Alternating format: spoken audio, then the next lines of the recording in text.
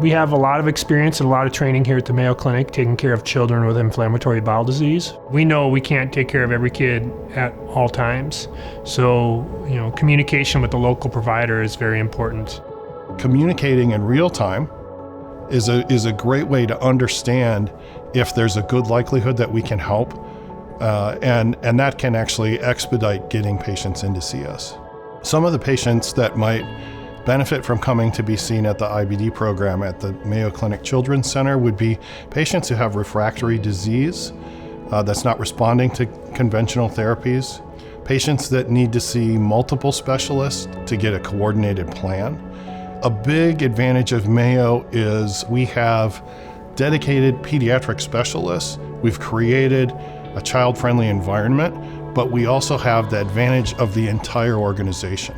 So to be able to come and see a rheumatologist, a gastroenterologist, have all of the appropriate imaging and testing, and have that happen in a concise, timely visit.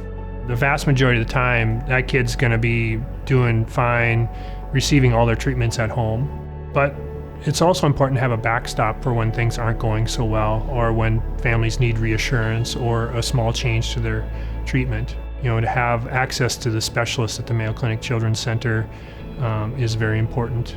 We have gastroenterologists that are on the cutting edge of technology. They're using all the latest medications, and when those medications don't work, or if they're not right for that child, then we have all the latest technologies in surgery. Being an American College of Surgeons Level 1 children's surgery program means that we follow our results very closely. So we are benchmarked to other hospitals across the United States.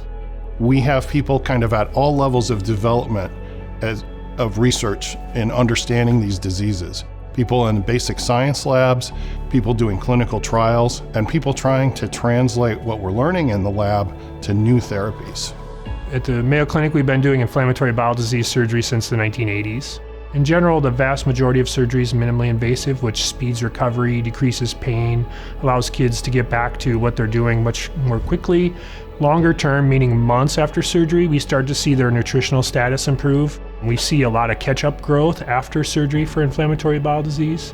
And when you look at their outcomes as far as participation in sports and daily activities, those sorts of things, those outcomes are excellent for 20, 30 years. We take pride in taking care of these kids, so it's something that we enjoy doing, and we really want kids to be healthy and get back to what they should be doing as children. And with new medications and surgical innovations, kids and their families can get through this and get back to a normal life.